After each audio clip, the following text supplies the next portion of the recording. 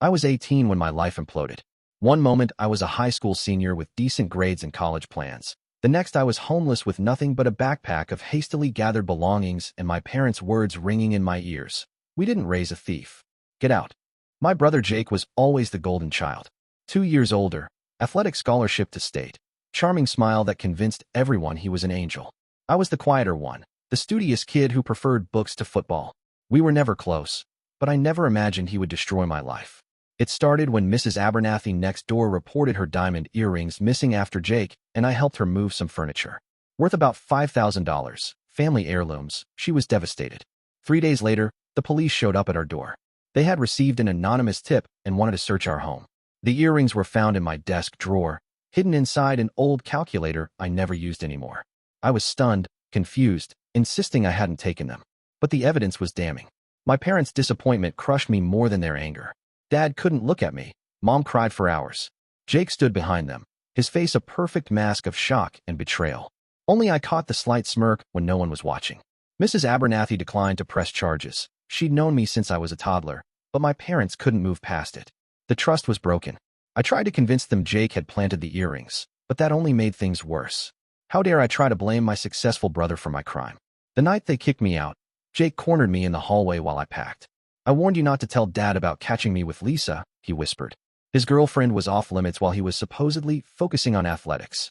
Some focus. He'd been cheating on her in our basement with a girl from his economics class. I knew then I'd never convince my parents. Jake had orchestrated everything perfectly. The anonymous tip was probably him. The calculator was his. He'd given it to me when he upgraded to a graphing one for college. No one would question why his fingerprints were on it. I spent that first night in a 24-hour diner, nursing a coffee until sunrise. My college fund was locked up, my friends' parents didn't want the thief around their homes, and I had exactly $237 to my name from my part-time job at the library. By week's end, I was sleeping in a shelter downtown and applying for any job that wouldn't background check an 18-year-old with no address. I got lucky at a construction site where the foreman needed extra hands and didn't ask questions. For 5 years, I didn't speak to my family. Not a word. I worked, saved, took night classes at community college. I changed my last name legally, partly to distance myself from them, partly to start fresh. James Bryant became James Chun. I had nothing, but I was building something. Slowly, painfully, but it was mine. Construction taught me discipline. Drywall doesn't care about your excuses, and beams don't adjust because you're tired. I worked 14-hour days sometimes, my hands calloused and back aching, but the pay was decent and under the table. No paper trail for Jake to find. My foreman, Miguel, noticed how quickly I picked things up. You're too smart for just hammering nails, he told me one day. He introduced me to his brother-in-law who ran a small tech repair shop. I started moonlighting there on weekends, fixing computers and phones. Technology came naturally to me.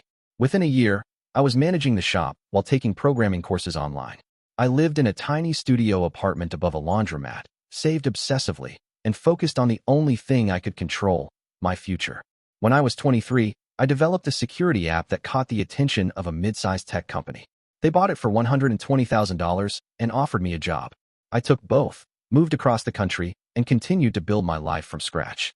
I kept tabs on my family from afar. Social media made it easy. Mom and Dad moved to Florida after retirement. Jake married Lisa. Apparently he'd never been caught cheating, and took over Dad's insurance business.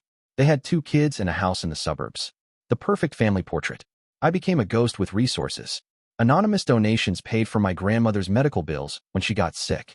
An unexpected scholarship appeared for my cousin's college tuition during a family financial rough patch. No one knew these gifts came from me. At 27, I founded my own cybersecurity firm. The timing was perfect. Companies were desperate for protection after a series of high-profile data breaches. Money flowed in faster than I could have imagined. By 30, I was worth 8 figures, with offices in 3 cities. I never sought revenge. Success was healing enough. But fate has a strange sense of justice, and 5 years into building my company, I received an email that changed everything. Mr. Chun, we're reaching out regarding Bryant Insurance Group's application for cybersecurity services. Their network was recently compromised, with significant customer data at risk. They specifically requested your company after your keynote at last month's industry conference. The message included the contact information, Jake Bryant, CEO. My brother had no idea I owned Sentinel Security Solutions. I'd kept my face off the company website and sent colleagues to give most public presentations. The keynote had been a rare exception, and apparently Jake hadn't attended personally. I should have recused myself. I should have passed it to another team. Instead, I replied that I would handle the consultation personally. 2 days later, I was on a flight back to my hometown. I booked a room at the nicest hotel downtown and arranged to meet the CEO of Bryan Insurance the following morning. The boardroom was all glass and mahogany, trying too hard to look important. I arrived early, dressed in a bespoke suit that cost more than my parents' first car. I sat with my back to the door, reviewing the preliminary assessment of their network vulnerabilities, which were numerous. Amateur-level security for a company handling sensitive financial information. I heard the door open, footsteps approaching. "Mr. Chen, thank you for coming on such short notice. I'm Jake Bryant." I turned slowly in my chair, watching recognition dawn on his face like a sunrise of pure shock. "James." Jake's voice cracked. His expensive tie suddenly seemed too tight around his neck. "What? How are you?" "It's Chen now," I corrected calmly. "James Chen, founder and CEO of Sentinel Security Solutions." I gestured to the chair across from me. "Please sit. We have a lot to discuss about your security vulnerabilities." Jake sank into the chair, his face ashen. The golden boy had aged, thinning hair, stress lines around his eyes, a slight paunch pushing against his dress shirt. Success had come with a price for him too. "Does Mom know," he asked finally, "that you've compromised thousands of your clients' financial records through negligent network security? Or that the brother you framed and discarded is now worth more than this entire company?" His eyes darted around, looking for escape. "Listen, about what happened." "Save it," I cut him off. "I'm here strictly as a professional courtesy. Your company has experienced a significant data breach. Several of your largest corporate clients' information is currently being sold on the dark web." I slid a folder across the table with the evidence, account numbers, transaction details, personal information, all traceable back to Bryan Insurance's servers. "This is going to ruin me," he whispered. "Yes," I agreed, "it will." I could have walked away then. I had dreamed of this moment. Jake realizing he had destroyed himself through his own incompetence, coming to me unwittingly for salvation. But revenge tasted different than I'd imagined. "I can fix this," I said finally. "Sentinel can patch your vulnerabilities, implement proper security protocols, and potentially recover most of the exposed data before significant damage occurs. It will be expensive." "Anything," Jake said desperately. "Whatever it costs. My consulting fee is $50,000. I watched him wince. "Plus, I want you to come clean to Mom and Dad about what you did to me." His face hardened. "That's blackmail." "No, that's accountability. The consulting fee is non-negotiable. The truth is your choice. But I wonder how your clients would feel knowing you allowed this breach through negligence, then tried to cover it up rather than address it properly." He stared at me for a long moment before nodding slowly. 3 days later, we sat in our parents' Florida home. They had aged dramatically, Dad using a cane now, Mom's hair completely silver.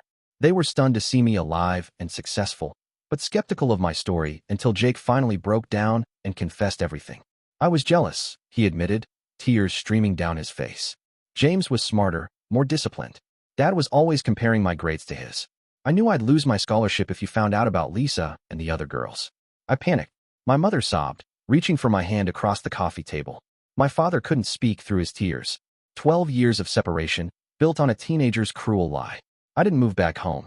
I didn't try to recapture what was lost. But I did allow them back into my life, slowly, cautiously. Jake stepped down from the family business. Dad came out of retirement temporarily while they restructured. My parents sold their Florida home and moved closer to my headquarters in California. Sometimes justice isn't about punishment. Sometimes it's about forcing the truth into the light, then deciding who deserves a second chance. Jake and I will never be close. Some bridges, once burned, leave only ash. But I found something I never expected in the aftermath of his confession. Freedom from the anger that had fueled me for so long. I built my life from nothing once. Now I'm building something else, a future where the past can't define me.